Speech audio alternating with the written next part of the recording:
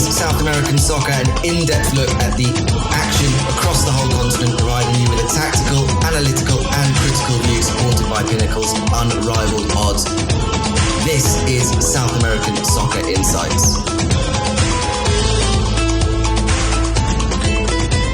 The end of 2021 is rapidly approaching, and in South America we have a final round of crucial World Cup qualifiers, 2 huge cup finals and league competitions around the continent entering the final straight. It's episode 3 of South American Soccer Insights, brought to you by Pinnacle, and as a result we have a lot to get through. As ever, I'm joined by Simon Edwards. How are you, Simon? I'm very good here in Medellin. Been playing football today, which is why I'm bronzed or burnt, depending. We'll see how it goes. But very good here down in Medellin. Looking forward to getting into everything. No, looking good there. And joining us as well, Tom Robinson from the perhaps not quite so sunny part of the world. Yeah, but don't worry, in a couple of days' time, I'm going to be out there with you guys in South America. First trip back to Argentina in 2 years, coming up in the next few days. So, yeah, looking forward to being back out there with some better weather and obviously a chance to check out some exciting football as we reach this crucial stage with some, just amazing drama that's coming up. Yeah, terrific time to be getting to South America and we'll have to get straight into it. We have another week of World Cup qualifying coming up with some huge games. Last time we spoke ahead of the October triple header of games, there was a sense that we might get a little bit more clarity in terms of who will be heading to Qatar from South America. But in truth, it probably got a little bit murkier, if anything. So in that sense, this week's games coming up, you feel are of even greater importance. Simon, we talked about last time the fact that we were having like a little 2 teams breaking away who look pretty much safe, and then a group of teams below that. And when you look at that table now, that's still very much the case. And it really is getting to a crunch period for everyone involved below Argentina. Yeah, absolutely. It looks as though, Brazil and Argentina are in strong position, and then there's a bit of a gap down to then Ecuador on 17, Colombia 16, Uruguay 16, and then Chile down on 13. But quite a good window for Chile. The last round has brought them within 3 points. So there does seem to be a bit of a breakaway, particularly at the top, and then those 3 teams behind Ecuador, Colombia, and Uruguay. But things can change so quickly. And obviously there's going to be some huge games coming up. Ecuador facing Venezuela. You'd think that they'd probably be confident with that one, although Venezuela are definitely capable of pulling off a shock. Chile, again, can kind of move themselves in within range of that pack with a good result against Paraguay away. It would be a difficult one, but they could move up there. Colombia are facing Brazil, so they could find themselves dropping off with the next game. It's going to be interesting. And then Peru against Bolivia, not too far off. I mean, we always know that Bolivia are strong at home, but to be still within touching distance, and obviously they've got a few points to make up, but impressive from Bolivia, and Peru struggling down in 9th. It definitely feels that the likes of Peru, and we've seen Chile as well, kind of aging a little bit. Peru will be very disappointed having gone to the last World Cup to now be way adrift at the bottom. But it's definitely heating up in South American qualifying, and there's going to be some big games coming up. Yeah, you mentioned there, Simon, a few of those teams that are all in the mix. Bolivia, you mentioned there. One of the surprise packages, we know they're dangerous at home. They've been able to use that to their advantage, but they're right there in the mix on 12 points, level with Paraguay, a point behind Chile, only 4 points behind the top 4 with Colombia and Uruguay. They're level on points. We look at their fixtures this time. They go away to Peru. Then they have that home game against Uruguay, who I'm sure we'll get onto, because when we talk about momentum and sides who had a good month last time round and not so much now and pressure on, Uruguay certainly the negative side of that. Tom, there's a potential here for some big shocks in South America, maybe the kind of shocks that we weren't looking at 2 months ago. Yeah, exactly. I think after those back-to-back home wins, everyone in Bolivia is suddenly dreaming of this improbable comeback. And I think we've always said that they're going to be dangerous at home. And now just comes a really, really important round for them, because if they want to qualify, yes, they might rely on that home form, but they're going to need to pick up something away. So this will, I think, probably this round could make or break their chances of this, fairy tale run that's come out of nowhere. Because Peru away, they're probably likely to lose based on past matches. But if they could even just get a point, that could be huge. And then that goes into a Uruguay game where, okay, on paper, Uruguay much stronger, but at home, Uruguay in a bit of a mess. It could really be a good round. If they can pick up 4 points from this round, then Bolivia are right in. I mean, if you look at the odds on Pinnacle, they're 7.840 to win against Peru away. So it shows it's a bit of a long shot, and even 4.310 to draw. So looks like the bookies are backing Peru to get the home win there. But if they could pull that off, then it's going to be really interesting. And as you say, Uruguay in all kinds of mess after their horrendous last couple of games, and a lot of soul searching and questions going on in the Uruguay camp, certainly around Oscar Tabarez's future. Yeah, certainly. You mentioned there Peru as well. They're certainly one of the teams, I think, heading into this doubleheader with sort of last chance saloon, because they have 2 winnable games. That home game against Bolivia, then they play Venezuela. So those 2 games, 2 teams around them in the table, the only team below them, Venezuela. Looking at a Peru side, Simon, that you kind of feel as though Peru need probably 6 points from this to get themselves right back into contention. And remember, this is a Peru side that did go to the last World Cup, went to the latter stages of the Copa America, so they would expect to be there or thereabouts. It's been a really disappointing World Cup qualification for them so far, and this November round of fixtures is a chance just for them to give themselves a chance going into 2022. Yeah, absolutely. And if you think if they don't win that game against Bolivia at home, the morale will be on the floor. That is a game that everyone expects to win. As dangerous as Bolivia can be, as good as they can be at moments, away they shrink in themselves at Bolivia a little bit. So if Peru were unable to get a positive result against Bolivia, I think it would really drag them down when they go away to that game against Venezuela. So I think a comfortable win against Bolivia, and I think things can change so quickly. There's be a new sense of positive attitude. They could get a 5-0 win against Bolivia, and suddenly everything looks a bit brighter. But if they struggle, if it's an unconvincing performance, then that Venezuela game becomes even more difficult. And Venezuela have a lot to prove as well. We were talking about maybe this could be the time they go to their first World Cup, and they're stuck bottom of the table. So I'm sure Venezuela are keen to restore some pride in the final round of games. This round of games and the games at the start of next year. So it's going to be an interesting one for Peru. As I say, I think it's a team that's aging. It's a team that hasn't really evolved very much. And I think that's been a trend for a few teams in South America at this point in time. So huge game coming up. Will be very interesting to see. But I think that Bolivia game will really set the tone for this window. Yeah, absolutely. Tom, you mentioned there some of the problems facing Uruguay.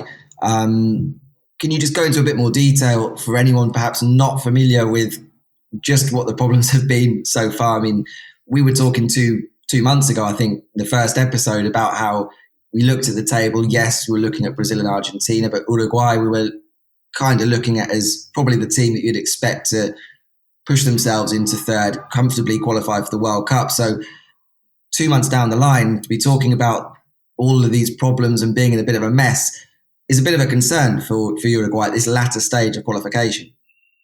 Yeah, more than a bit of a concern. I think they're really, really worried now that they might miss out. But ask any Uruguay fan and they'll tell you that they don't like to do things the easy way. If they can find a way to finish fifth and scrape through and maybe a playoff, then that's the way that they often do. So, I mean, in terms of squad depth and quality, they're right up with some of the best, but they've just come off the back of 2 absolute shellackings from Argentina and Brazil, respectively. And it's not just the fact they lost, because I think most of us would expect Argentina and Brazil to beat Uruguay at the moment, but it's more the manner in which they did it. We talked before about how they just they didn't even really put up that traditional fight that you'd usually associate them with. Particularly in that Argentina game, it was very meek, and I think that's the big worry. There's been a lot of chat from fans for probably a couple of years now about, is this the right time to move Tabarez on? Seems like he's hanging on just about after those last results. It was potentially looked like he might go then and there, but I think now it's a case that he needs a reaction more than anything. I think they could probably get away with not necessarily getting a result against Argentina, although obviously right now any point would be absolute gold dust for them. But I think as long as they showed a bit more fight, a bit more fire, even if they got a draw or if it was a narrow defeat, I think that could really get them back on track. Because if they get pumped again by Argentina, and then certainly if you look at the odds, they're not favourites there. I think it's they're 3.16 to get a win or a draw. So definitely Argentina with the favourite, the big favourites in that game.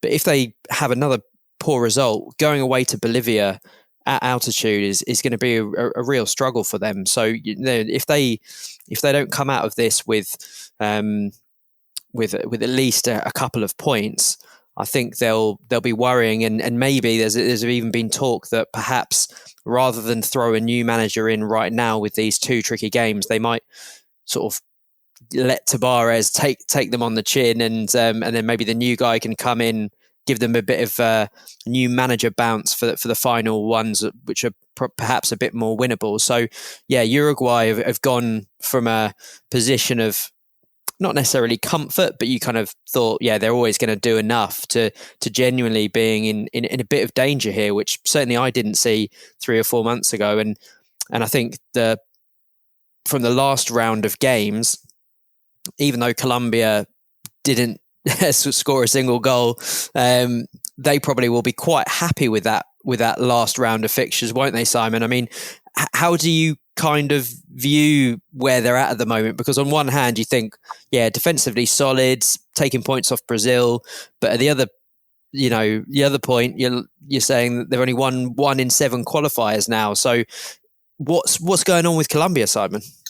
Yeah, it's an interesting one. I think there's more of a positive feeling in Colombia than before the last round of fixtures. 3 0-0 draws, which doesn't sound that exciting. It definitely was quite exciting, particularly a game against Ecuador. All of the drama at the end, and Jerry Mina disallowed a goal. It was it was a bit mad with the stadium back full of fans as well. It's another feature of South American football now, with the stadiums being increasing their capacity to have almost full attendance. So in terms of Colombia, yeah, I mean, I think there's some good news and some bad news. Juan Fernando Quintero is going to be missing. Colombia is going to be missing a lot of players for this round of fixtures. Jerry Mina and Carlos Cuesta have become the central defensive partnership. Neither are available. Quintero has been important as kind of the creator. He's not available. They're really, really short in midfield. Mateo Soribe is not available. James is back, but I have a friend who works in Qatar. His team played against James' team last week when James got a red card. He said James was awful. He says he couldn't run. He had no fitness. He looked overweight. He looked uninterested. He was one of the weaker players on the field. So Colombia are kind of pinning their hopes on bringing James back.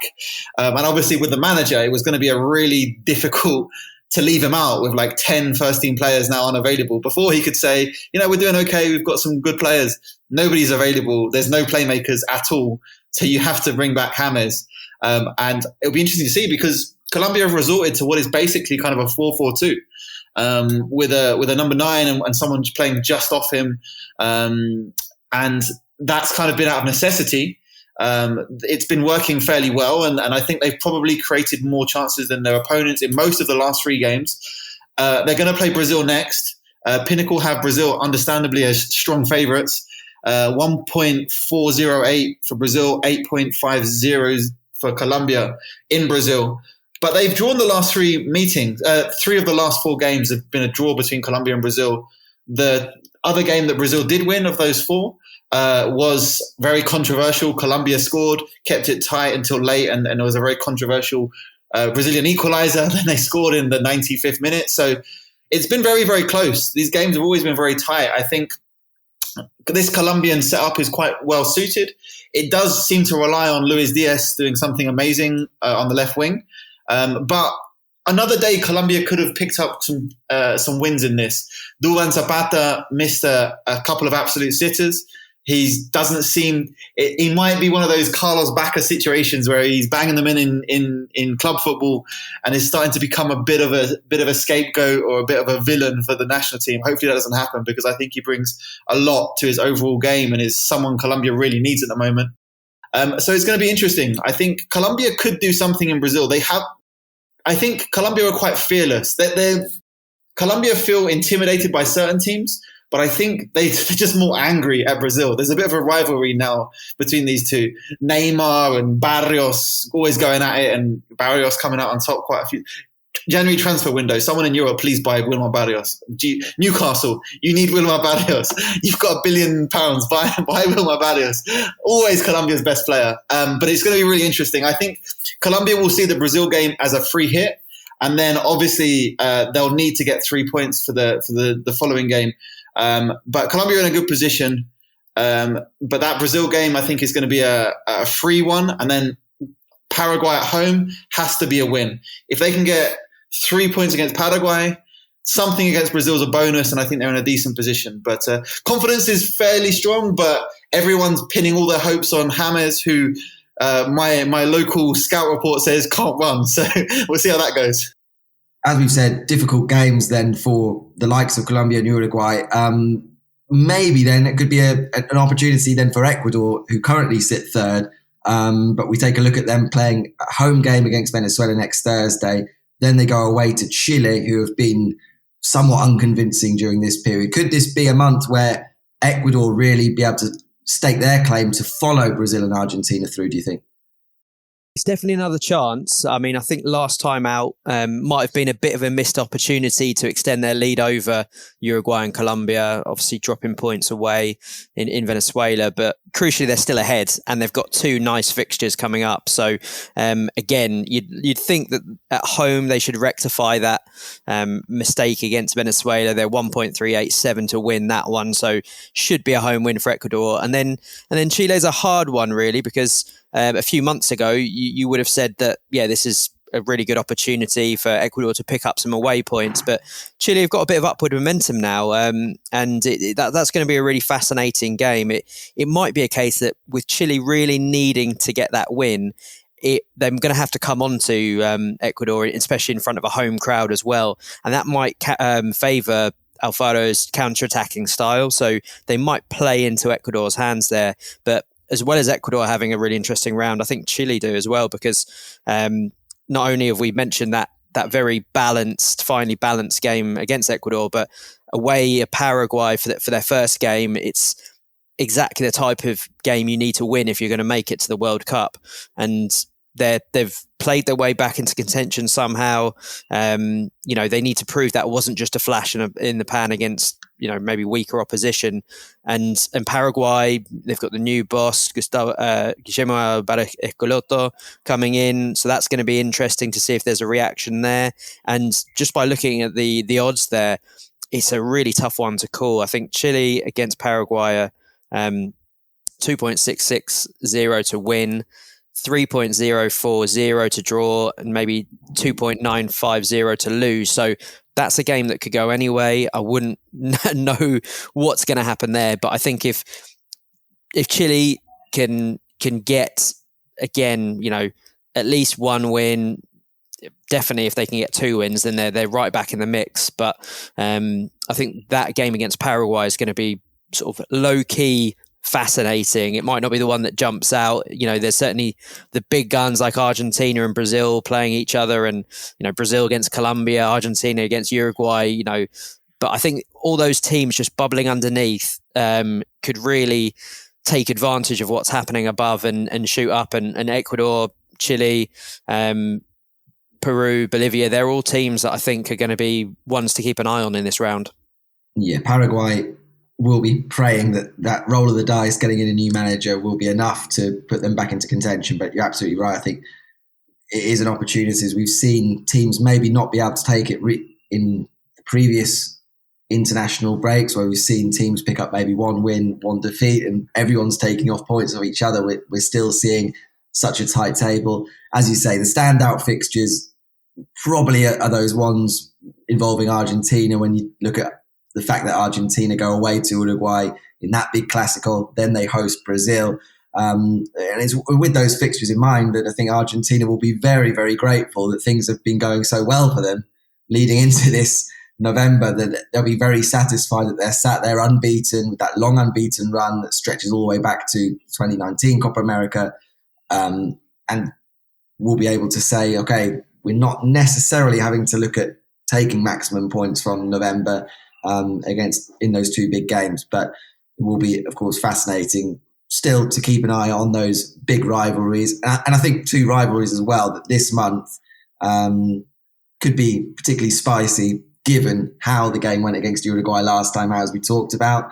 I think Uruguay will definitely be looking for some sort of reaction, whether it necessarily means they'll play good football on the pitch or whether it just means they kick lumps out of Argentina. But I think they're going to want to show the supporters that they are feeling wearing the shirt and they want to prove that.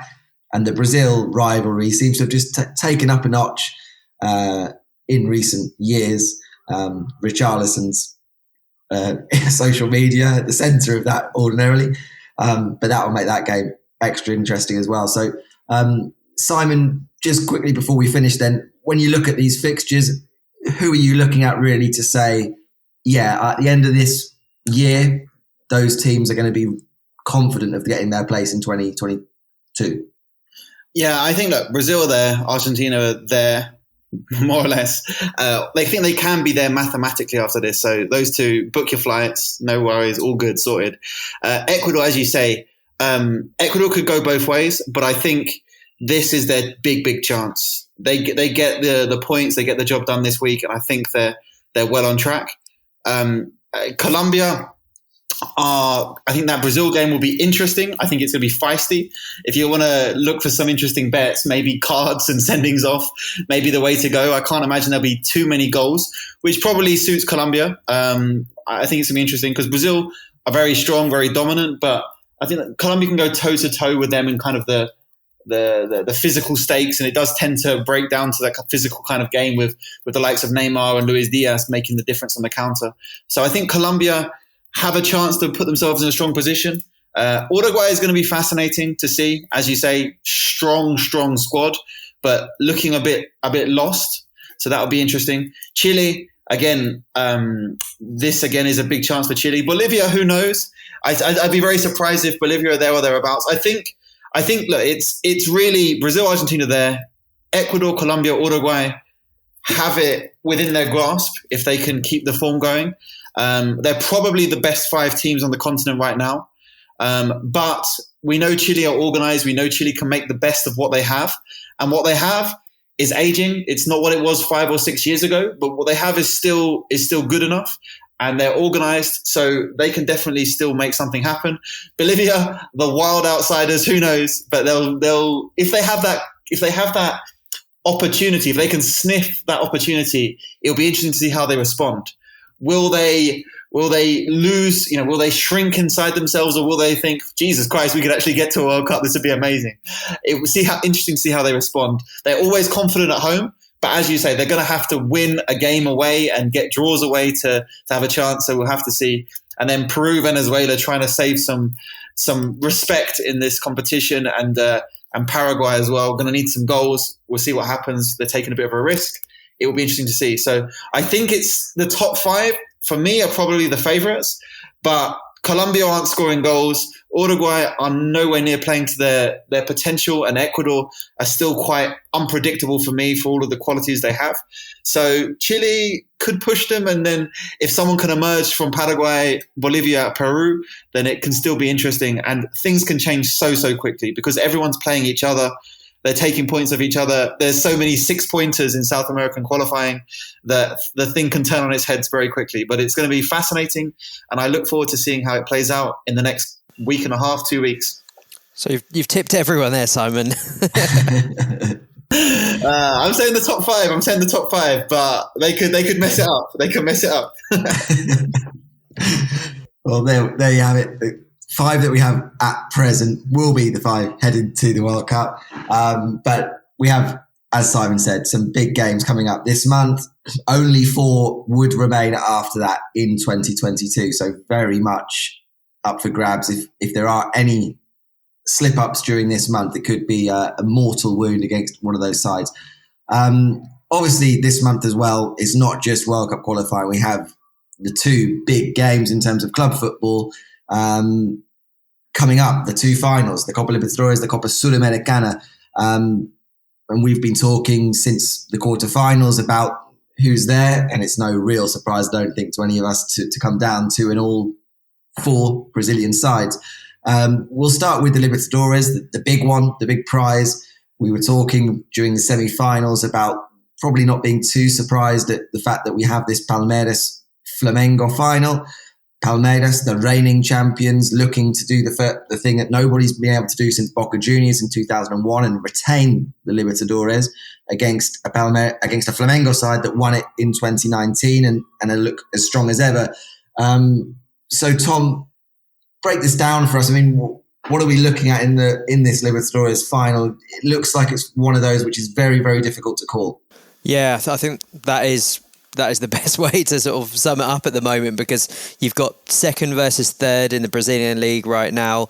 They've only got 1 point between them. Shows just how tight they are in terms of quality. It's no surprise that they're, Palmeiras making it back-to-back finals, Flamengo's second final in 3 years. They've got ridiculous strength and depth. They're very, they've got star-studded teams, and they're rightly in the final.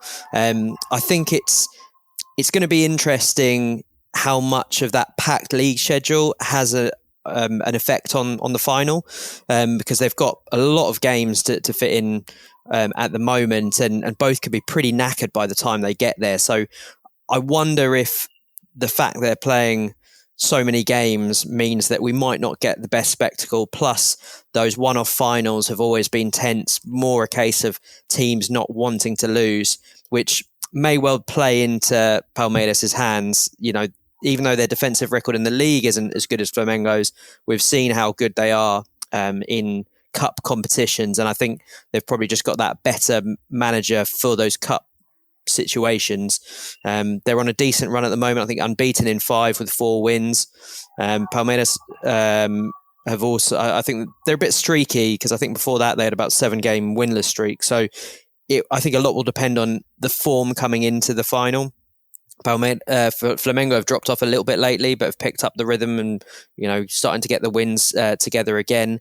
And perhaps the thing that might just tip it in Palmeiras' favour is they are very good away from home. I know that technically they're not going to be the away team. It's a neutral ground, but I think they're unbeaten in 15 away games in the Libertadores, which stretches back to them, I think, losing to San Lorenzo of all teams back in April 2019. So maybe they're going to be the team who deals best with unfamiliar surroundings, and that might just give them the edge. But realistically, there's very little to call between these 2 teams. It's going to be a very interesting game, perhaps not the free-flowing football, though Flamengo do have that attacking talent that could potentially drag this game from out of the trenches, and maybe we might see some soccer. Yeah, I mean, we kind of said the same thing when we were talking about the semi-finals, that Atletico Mineiro and their attacking talents. Simon, that's kind of what Palmeiras like to do, I guess, in terms of they look to spoil things. They're very good at it. We saw in the semi-finals that goalless draw away to Atletico Mineiro, which basically provided them with that foundation to end up going through to the final. Is that what we're going to see, do you think, from Palmeiras? And do you think that's what makes them so dangerous going into this final? Yeah, I mean, look, it sounds cliche, but goals are so defining and completely transform games in a final. If the ball goes over the line, then suddenly everything has changed, and then suddenly one team has to chase the game. These moments are so huge. A red card can completely turn everything on its head. So it's going to come down to these moments. But yeah, for me, when I'm asked at the beginning of these things who's going to win it, I always say Palmeiras because I think that they're so good at getting over the line. They love a 1-0. What they'll do is they'll get a 1-0 and then the other team will throw everything at them through frustration because they can't get through, and Palmeiras will score 2 more or will score 1 more on the counter and kind of get a 3-0 win that made it look easy, but they kind of made it hard on themselves. But that's how they like it. They like to feel in control. They don't like to expose themselves at the back. So this one-off huge final, I think, is just going to play really nicely into Palmeiras' hands. That's not to say, I mean, I'm sure in terms of possession, Flamengo will be in many ways the protagonist. But I think that might be a little deceiving because not having the ball for large stretches and being very compact and organized is exactly what Palmeiras want to do. So I think at times in this final, both teams are going to feel that it's going their way. Palmeiras will be in control without dominating or imposing themselves, whereas Flamengo will have the ball and feel like they're doing what they want to do, which is exactly what Palmeiras want them to do as well. So I think it's going to be interesting. Palmeiras are basically the underdogs, full of like international level players. Well, that's why Palmeiras could potentially win it, Tom. But give us a reason why you think, or who could be the key players for Flamengo to see them regain or bring back the Copa Libertadores after that 1 year off not winning. Yeah, I mean, I think the thing that Flamengo really do have in their locker is they have many more players who can win you a game out of nothing. I think if you look at Palmeiras, there's only a few players where you're going to see a bit of magic, and it's more going to be a team grinding you down and creating a chance. But Flamengo, if it's Jorge de Arrascaeta, Bruno Henrique, Gabigol, they're 3 of the best players in South American football right now. We saw Bruno Henrique in the semi-finals scoring braces in both legs against Barcelona, and he's maybe not quite at those 2019 levels, but he's fantastic, and he's got the pace and directness that can really worry anyone. And then obviously De Arrascaeta, I think that you'd be hard pushed to find a better playmaker in South American football right now. He can always do something, and he's come up with some big moments in this tournament, especially in the group stages. He really pulled out some important either assists or goals or winning a penalty in some of those tight games against Vélez and Quito. So, and yeah, Gabriel Barbosa, Gabigol, he's the type of striker you can never rest on your laurels around, because just when you think he's had a poor game and you've kept him in your pocket for 90 minutes, he'll pop up and score a goal. So straight away there's 3 game changers there, and then the reinforcements they've brought in as well are going to be really important. David Luiz is, not too long ago he's playing at the very, very top level. Yes, he might be a bit of a figure of ridicule at times, but at this level he is, top of his game, and even some of the players like Kennedy and Andreas Pereira coming in have been really good players to sort of bolster that team. So I think you look through that Flamengo team and you can quite easily talk yourself into saying, well, look, if they can get the first goal and they're going to, and then Palmeiras have to come out and try and hit them back, then as soon as Palmeiras open up, that's when the spaces are going to come, and that's when you can see them do a bit of damage. So I think it is going to be really crucial as to who gets that first goal, because Palmeiras get it, they can set up shop and hit on the counter. If Flamengo get it, then that's going to open up Palmeiras, and we might have a bit more of a ding dong on our hands. Yeah, so it certainly does seem like it's one that's a little too close to tell. They will lock horns on November 27th in Montevideo. 1 week earlier at the same stadium, we will have the Copa Sudamericana final. That's also going to be played between 2 Brazilian clubs, Atlético Paranaense against Red Bull Bragantino. We were talking just before we started recording, in light of these 2 games, the Libertadores being one which was very difficult to really pick a winner. But perhaps, Simon, when we looked at the Sudamericana, there was a sense of a leaning towards one of these teams as a slight favourite. Yeah, these are 2 teams who have very, very interesting projects, who have been on the rise consistently. Obviously, Bragantino, incredibly so, having come from the 2nd division and now established themselves right at the top of the Brazilian top flight. I would say, I think you're probably suggesting Bragantino are slight favourites, and I think I would agree. Perhaps in large part to an early pod favourite, Artur. I think we're all a big fan of Artur. Incredibly talented, quick, tidy, technical, creative attacking midfielder who covers a lot of ground, is everywhere, doing everything all the time. Great player. But yeah, I think probably Bragantino will come into this as favourites, which is really remarkable. Now, obviously, there's a big red ball hanging over over this, the red ball in the corner that no one's mentioning, which is obviously a huge part of their success. But also, the fact that they've built such an impressive institution, they've been able to turn a second division team into title contenders in Brazil. They've done some incredible recruitment, not only in terms of the young players that they've signed and brought through, but also finding kind of undervalued talents and doing such a great job. So for me, yeah, I think Red Bull are probably my favourites for this one, although it's going to be tight. It's a one-off final. Bragantino are the team in form in the league, but Paranaense have shown over the years that they're a very effective team, a team that can impose themselves on the game. And these are two teams who will be, although they won't have played much given that Bragantino are newly promoted, they're two teams that will be familiar with each other's style, both based in the same league, of course, in Brazil. So it's going to be, I think, a fairly tight one, but I do think that boy Artur is going to make the difference with some magic. And I think he's going to be the star of this final. And if he is, then I think Bragantino will be the winners of this final. But I do think it's going to be quite close as well. Yeah, certainly Artur has been the difference so far. It's certainly in the knockout stages for Red Bull Bragantino. But Tom, when we're looking at Atletico Paranaense, we're arguably looking at a side as well in the semi-finals that came in as maybe slight underdogs. We're looking at a very talented Peñarol team that we looked at going through the early stages of the Sudamericana, scoring a huge amount of goals. Agustin Alvarez Martinez scoring goals for fun in the early stages. And yet they managed to dispatch Peñarol. They get themselves into the final. So do you look at this Paranaense side as one that is more than capable of still being able to pull off? I think it would maybe be a shock. A shock would be a bit of an overstatement, but a side that is still good value if you're looking at someone to win this tournament. Yeah, definitely. I think obviously all the focus is on Red Bull just because they're the new shiny team with lots of exciting youngsters. But this is a Paranaense team that has had quite a lot of cup success. They know what they're doing. They're a bit like Palmeiras in that respect, is that they'll be happy sitting back, frustrating, and I think we saw against a Peñarol side that have got lots of young talents.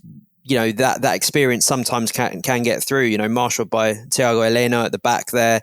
They've got a lot of players who maybe they don't have quite as many stars as they have had in the past.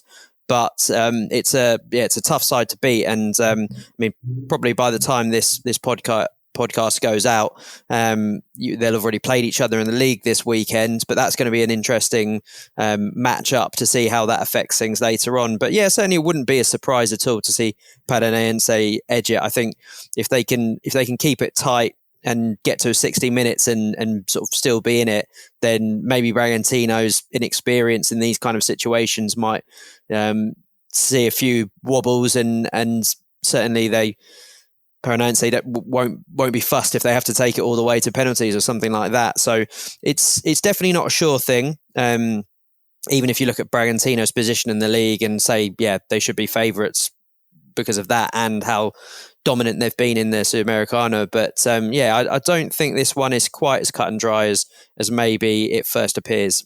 Yeah, certainly. And the one-off nature of the final will, of course, make it a rather tense affair in Montevideo. But with, of course, that Brazilian clean sweep across the two competitions, 4 teams left, it brings us neatly on to our quick league focus to wrap up this episode of the podcast.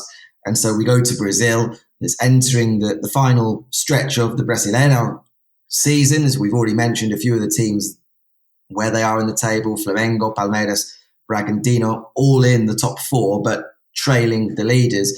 Simon, before we get too much into the run-in in this season, let's just take a look at the Brazilian league, more of an overview of it, because we often, when we were talking about Argentina, for example, we were talking about the big 5 in Argentina, but when you look from a Brazilian perspective, there's a lot more sort of big teams in Brazil, historically speaking. So how would you kind of describe the league system in Brazil, and who are the teams kind of to look out for? Yeah, so the Brazilian league is much more familiar, I think, for the European audiences, those who are used to a league table with one champion. After the complications of trying to explain everything in Colombia, perhaps it's a little reassuring to have just 38 games. The team who wins the most games wins the league, rather than playoffs and short seasons and complicated relegation. But what it means is that there's a lot of teams, a lot of giant clubs across the league who begin the season expecting to win a title or to be in a title race, and really only one's going to win. So that puts, I think, a lot of pressure on some of these big teams. And as we've seen this season, some teams respond to that well. We've got Flamengo, Palmeiras, who we're familiar with. Corinthians are up there in the top half. Internacional are not too far off. And these are some of the giant clubs, traditional giant clubs in Brazil. But then we've also got some traditional giant clubs who are really struggling. The likes of Grêmio in particular. We've already seen Botafogo get relegated, one of the great Rio giants with a huge history. We've seen Cruzeiro go down, and now Grêmio could be the latest in Brazil to go to the second division. They're currently second bottom. It's very interesting, Brazilian football. There are a lot of massive clubs with millions and millions of fans. Santos is another team that's struggling at the moment. Sao Paulo down in the bottom half, a giant club. So one thing with Brazil is we have a lot of very modern, huge stadiums. There's a lot of very strong teams. The league system, I think, also adds to that pressure. And having been in stadiums in Brazil, like the animosity or the passion, but really kind of expectation that these giant clubs have of their players. It's like they're not hoping to win; they're just really annoyed if they're not winning. And that, with the fact that there's so many giant traditional clubs, the league system where one team is going to be champion and everyone else of these massive clubs is disappointed. And then you throw in some of these really up-and-coming clubs. We've mentioned a lot about Bragantino in this episode. Paranaense, a now established top-flight club. There's also the emerging giants, in a way, from the north of the country, up in Bahia, Salvador. They've got massive stadiums and they're filling those massive stadiums. And Fortaleza is one team that's up there at the moment. So Brazilian football, I think, as we know, anyone who knows anything about soccer will know that there's so many incredible young Brazilians coming through every year. And that's always a really interesting feature. You combine that with the financial might to bring back the best players from Europe, increasingly kind of late 20s, not even 30s now, and the potential to sign the best from around the continent. Now, I think that's one area Brazilian soccer could improve. I think that their recruitment is getting better, but they really have the opportunity to sign anyone they want. So that would be interesting to see. And I think just more broadly, I think the teams are becoming better organized in their structures, more professional. There's still a lot to go in terms of matching some of the European clubs in their structure, but the financial might is there. The institutions are there. There's more European influence. We're seeing clubs like Bragantino show how effective a good structure can be in propelling a club forward. So Brazilian soccer is really, really interesting for me. Giant clubs, huge iconic kits, massive stadiums. I still think they're punching slightly above their weight, but increasingly they're dominating these continental competitions. And I think it wouldn't be an exaggeration if we say that they have the chance and the potential to be up there with the 6th, 7th, maybe even 5th best leagues in Europe. The best teams and the best players are already of that level. And I think if they can get the tactics right, they can get the coaching right, they can get some long-term projects, which is what they've lacked, I think it's going to go from strength to strength to league. So it's a really interesting one to watch. Yeah, I mean, I certainly think we've seen some improvements in recent years in that regard with Brazilian football, which I think is probably a knock-on effect of why we're seeing now a much more dominant figure in the continental competitions. But Simon mentioned there, Tom, a number of the big teams, the traditional teams with huge histories. And this season is an interesting one when we look at the fortunes of some of those teams. Simon mentioned there one of the big stories, Grêmio, really in problems with potential relegation. And I think we already see some of the teams currently playing in the second tier that you would put in that bracket of being big clubs. Cruzeiro, Vasco da Gama, Botafogo, all playing outside the top flight at the moment. Santos in real trouble as well. But when we look at the top of the table, we mentioned a few of the teams playing in continental competitions, but they're all chasing Atletico Mineiro. So we see this vast spectrum of the big teams in Brazil, some not in the top flight, and Atletico Mineiro perhaps going on to win only their second league title in their history, going all the way back since 1971. Yeah, it's crazy when you've got that big 12 because, we see it in, let's say, English soccer, of 5 or 6 or 7 trying to go into 4, and you think there's always going to be someone missing out. Whereas if you're getting 12 teams who all see themselves as league title contenders each year, then it's then it's crazy amount of competition. And it also means you just get a ton of huge matches almost every other week. You're looking and saying, oh, that's a bit of a tasty clash. It's a local rivalry. And right now I think the interesting thing that we've seen as that sort of carries on from Simon's point is some of these clubs kind of getting their act together and maybe modernizing their structures internally as well. Is the fact we've got Mineiro, Flamengo, Palmeiras, Bragantino as the current top 4, and they're all sides who went deep in continental competitions. Ordinarily, it's very hard to do the double. Certainly, Argentinian clubs have found it nigh on impossible to do that. But the fact we've got teams really duking it out there, it's showing that this is a really good crop of Brazilian teams right now, even by usual Brazilian standards. So it is fascinating, but there are, there's always space for these smaller teams like Bragantino, like Fortaleza as well. I mean, they're probably one of the big stories of the Brazilian league this year, in 5th place there. And they've been a real surprise package. Voivoda, the Argentinian coach there, has doing very well with them, and they've got some good players. One that I would definitely recommend people to keep an eye on is Edison, a central midfielder on loan from Corinthians, who caught my eye a couple of years ago, and I was a bit surprised when they loaned him out actually, but he's been one of the best performers in the league this year. So there's always lots of good young players coming through, and it's going to be interesting to see if maybe some of these ideas that have come from outside maybe even start to change the way that this kind of antiquated league structure with the state leagues in the first 4 months of the year and then the league from May to December, maybe that could start to challenge whether that's still seen as a viable part of Brazilian football. Certainly something that the likes of Tim Vickery have always been railing against as something that needs to change, because if you go deep in the league, the Copa do Brazil, the continental competitions, it's a proper marathon. I think that's one thing that we have to mention when it comes to Brazilian football.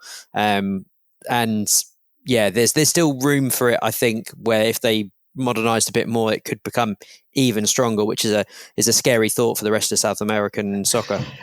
Yeah, certainly Brazilian football, for those people not familiar perhaps with South American soccer, is a good way to get into watching South American soccer, because of the fact that we have that league system. Aside from the state championships at the start of the year, certainly the league structure that we're talking about is very accessible.